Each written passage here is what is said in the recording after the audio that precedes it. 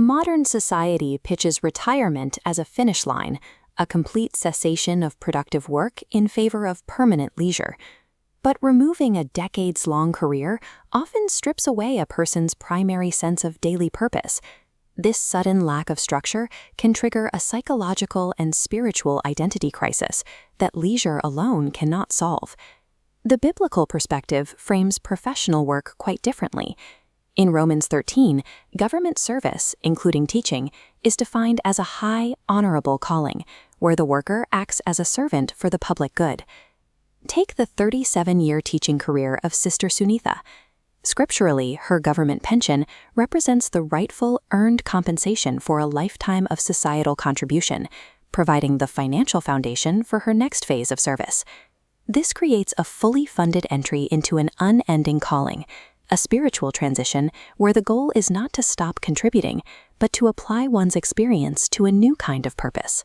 Scripture actually contains a historical precedent for this transition. There is a specific passage that outlines a strict retirement policy with a clear age limit.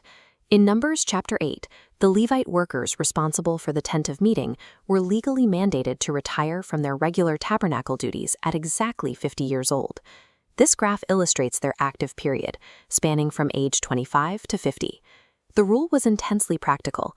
Their work involved erecting and transporting the heavy elements of the tabernacle and performing close-up inspections of skin diseases, tasks that became nearly impossible for a 50-year-old body in an era before reading classes. This mandatory step-down was not the end of their work. While they left the heavy labor behind, they were instructed to assist their brothers in lighter advisory capacities. This model preserves a worker's accumulated wisdom by strategically removing their physical and administrative burdens just as their life experience is peaking. This transition relies on unwavering stewardship. The crown icon represents the Ecclesiastes mandate to work heartily while the opportunity exists, recognizing that the nature of the work must eventually change. Next is the transition of burden. Represented by the shield, this requires the humble relinquishing of high-pressure leadership or administrative roles to the next generation, protecting one's spiritual focus from worldly stress. The scroll icon signifies the call to mentoring and wisdom. As outlined in Titus 2, retirees transition into elders who guide the youth, turning their decades of experience into a spiritual legacy. Finally, the anchor represents rest and reflection. Biblical rest is a time for spiritual renewal and enjoying the fruits of labor, allowing for a deeper focus on God's kingdom. These principles ensure that retirement becomes the most strategically impactful phase of a believer's life. Sister Suneetha is currently navigating this same transition, stepping down from the heavy lifting of a 37-year teaching career to enter full-time mentorship and ministry. This requires a pilgrim mindset, a concept modeled by the Rechabites. They viewed their earthly existence as temporary tents, maintaining their focus on a celestial city rather than earthly permanency. Their legacy was defined by the strict rules of Jonadab: no wine, no agriculture, and no houses.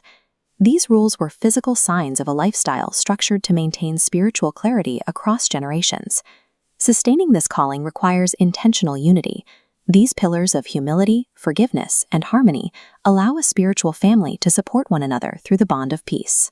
The reward for this generational faithfulness is a divine promise found in Jeremiah 35, that the descendants of such a legacy will never fail to serve before the Lord.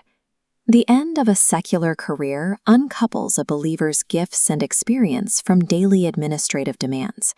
These years offer the freedom to invest a lifetime of spiritual maturity directly into others, often reaching the next generation in ways a high-pressure job never could.